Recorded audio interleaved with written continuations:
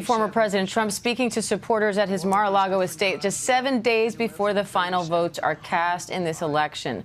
Trump says the election's going well, claiming to lead in the polls in all 7 swing states. He says he's trying to save America from what he calls the destruction caused by President Biden and Vice President Harris.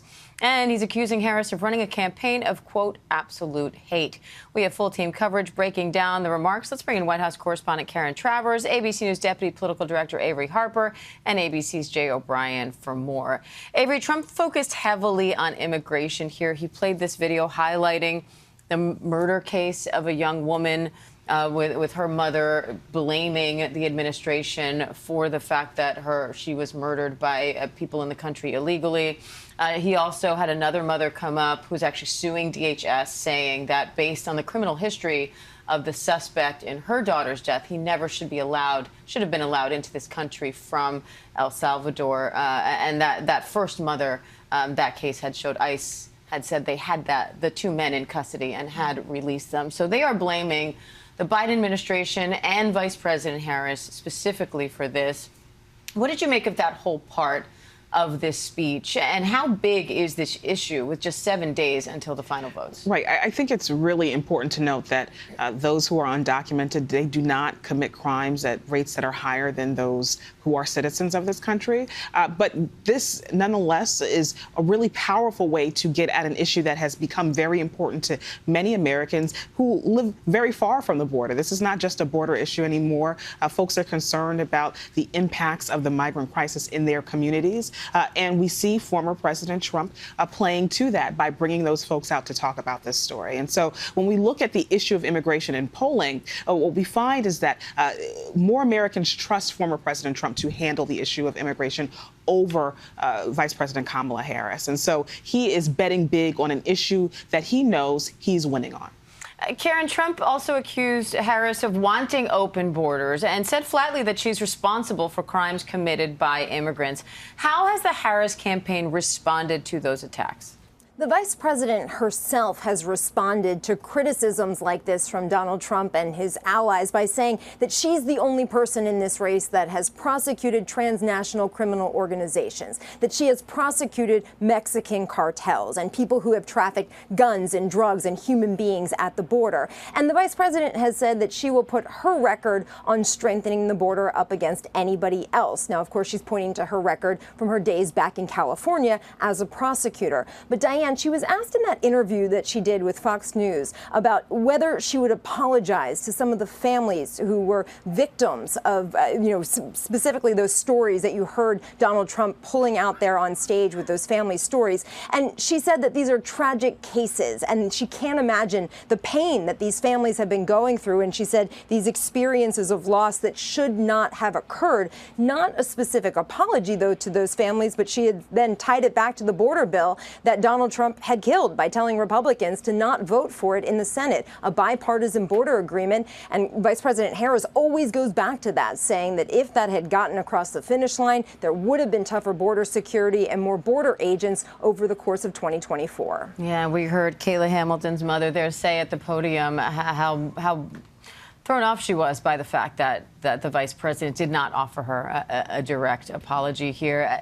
Jay, I want to bring you into this because Trump also repeated these claims that Venezuelan gangs have taken over apartment complexes in Aurora, Colorado. The Republican mayor there says those claims are grossly exaggerated. So what do we know at this point about what happened or is happening in Aurora and those claims that are continuously coming from the campaign on this issue?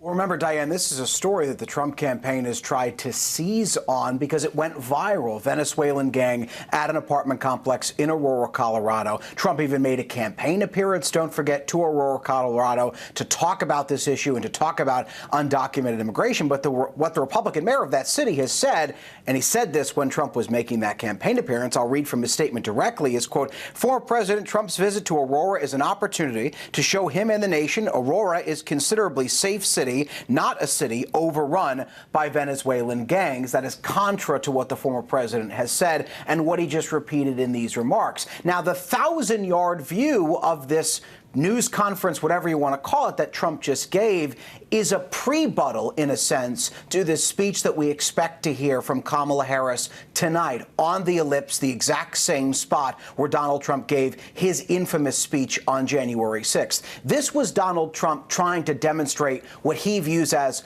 a string of failures of the Biden-Harris administration and try to paint Kamala Harris as a failed vice president and try to paint this administration as a failure. That's why you talked about the victims of crime committed by undocumented immigrants, which Avery points out the Justice Department has said is statistically lower than crime committed by American citizens. That's why he talked about Afghanistan. That's why you had that small business owner from West Palm Beach come on and talk about inflation, although we've seen inflation cool. Point being, this is Trump's pre-buttal, his attempt to get ahead of those remarks that Harris is going to give, her closing arguments, if you will, tonight. And let's bring in our senior congressional correspondent, Rachel Scott, on the phone. Rachel, I know you spoke to former President Trump this morning. What sticks out to you from that conversation and from what you just heard from him there at Mar-a-Lago?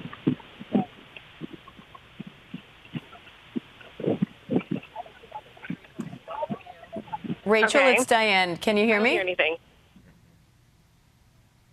All right, let's see if we can we can fix those audio issues with Rachel. But in the meantime, I want to bring in our executive editorial producer, John Santucci.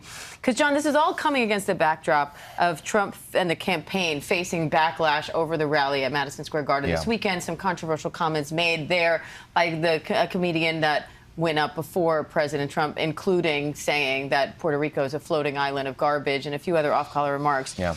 You said that event stuck out to you as different from previous rallies in terms of the darkness of the tone. Yeah. And now you're saying we're seeing that again. Repeat performance. I mean, Avery and I were just talking after I pulled an SNL and bumped into you here, my friend. But the reality of it is that so low energy coming into the end of this, but this dark and gloom and doom. I mean, you know, saying it more in the rah-rah way at Madison Square Garden because of the setting, the arena and whatnot, but to do it today as a, you know, to get ahead, right? You would think that if you wanted to get ahead of the vice president's event tonight, which a lot of people are going to watch given the significance of it, how the campaign is teeing up, that you would come out a little bit more, you know, bold, guns blazing, you know, this is the reason you got to come for me. But to not drive that message home when there are so few opportunities left. And the fact of the matter is, and Jay said, you know, we call it a press conference because the campaign said it was a press conference. Let's be clear, it wasn't a press conference. This was no opportunity. Rachel and our team were so far away,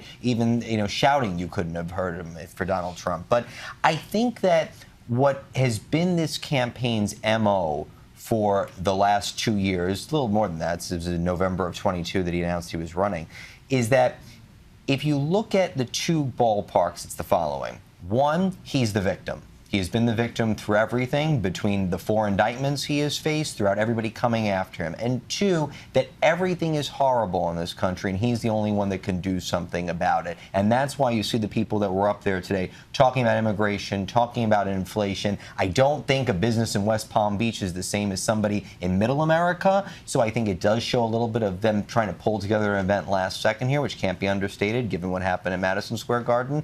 But I think that if you're trying to bring voters in this final stretch, I don't think this is an event that does any of that. That said, Avery, it's one thing to talk about immigration numbers and inflation numbers and economic numbers, and another thing to hear these personal stories. It's hard to hear a mother talk about the murder of her daughter and not feel something with that, or to hear a business owner talk about his business, other businesses struggling to stay afloat who have been operating for decades here. So how is Harris going to respond to that? These personal stories of people saying policies that you were a part of had this direct impact on my life. All right. They are totally very powerful tools in order for the Trump campaign and for Trump himself to make the case to the American people. And I think that there are many folks who are listening and who were listening to his remarks for whom that is going to be very relatable. The vice president has a job on her hands to be able to address those personal stories. She has been asked about these families who have suffered losses at the hands of those who who are undocumented. And she has said that, look, she can feel their pain, but, that is not going to be a great answer to somebody who has experienced that personally. And so I think what we're going to see from the vice president tonight is an effort to paint a picture of former President Donald Trump as a danger to democracy, as someone who is focused on personal grievance and not the issues that folks are worried about every day at their kitchen tables.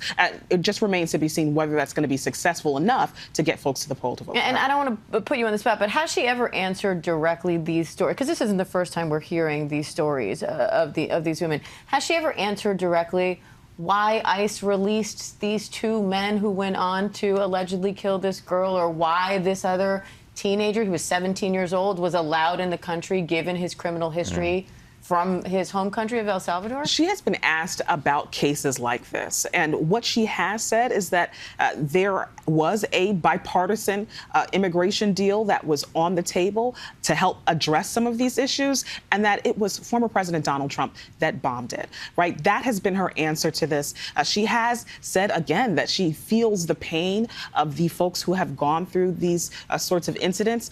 But again, I don't think that that is an answer that is going to satisfy the families of these victims. And I think we have Rachel back on the phone again. Let's try to go to Rachel. She's there in Mar-a-Lago. She was there listening as former President Trump was speaking. And Rachel, I know you also spoke to him directly on the phone this morning. So what stuck out to you from your conversation with former President Trump this morning and from being there in the room hearing him speak today? Yeah, we're part of the traveling press with former President Donald Trump today, and so we just left Mar-a-Lago. We're heading to the next stop. He has a rally tonight in Pennsylvania. I spoke to the former president by phone a little bit earlier today, and he sounded extremely confident with what he says that he was seeing in the polls. He says he does believe that he has momentum in this race with just about over a week to go. He talked to me about that rally at Madison Square Garden in his hometown of New York. Look, Donald Trump for years has wanted to have a rally there. That was definitely his big moment. He touted the crowd size. It was a packed venue. But I also raised and brought up some of the comments made by some of the speakers, including that comedian who compared Puerto Rico to a floating island of garbage. The former president told me that he had not seen the speech or heard the speech. I asked him what he made of it. He repeatedly said that he just did not see it, that he did not know the comedian at all or the speaker. It is worth emphasizing here, we have reported in recent days that, these are speakers, including that comedian, that were invited to speak at that Trump rally by former President Donald Trump's campaign, even so much so that we have reporting from sources that even some of these speakers sent in drafts of their speech. We were told by sources that some of those remarks were ad-libbed. Some of the jokes may have been included as well. But the bottom line here, even though the campaign has insisted that the views of the former president, the views of that speaker do not represent the views of the former president and his campaign.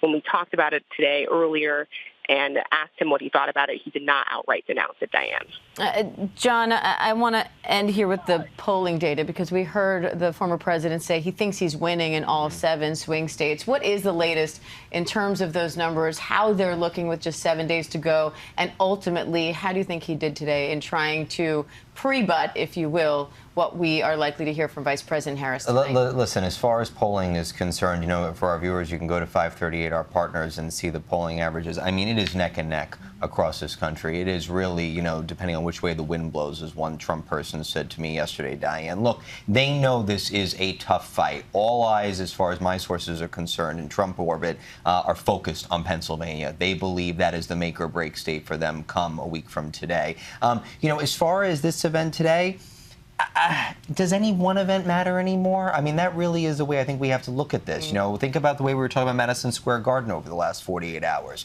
I think at the end of the day, the voters are pretty much baked in. There are definitely still out there that are still undecided. Our polling shows that. But I think that as we are coming closer to focus here, what the Trump team did today is they tried to bring it back to the issues. Take low energy, everything else out of it, but they tried to bring it back to immigration, tried to bring it back to economy. What they but don't still a want lot of personal attacks in there as well, 100%. Which even his own advisors have have advised him against. Yeah, but Donald Trump believes he's his own best messenger, and he believes he sees something with doing that. The one thing that they don't want to go near, which Kamala Harris is going to do that for them tonight, and that is the battle over democracy. And I think any way of trying to keep away from January 6th over the next week is the goal of Team Trump. Harris is going to do just the opposite tonight, dig in right there. And you mentioned he's focused on Pennsylvania. He'll be heading there today, probably on his way there now. Karen Travers, John Santucci, Rachel Scott, Avery Harper, and Jay O'Brien, thank you all.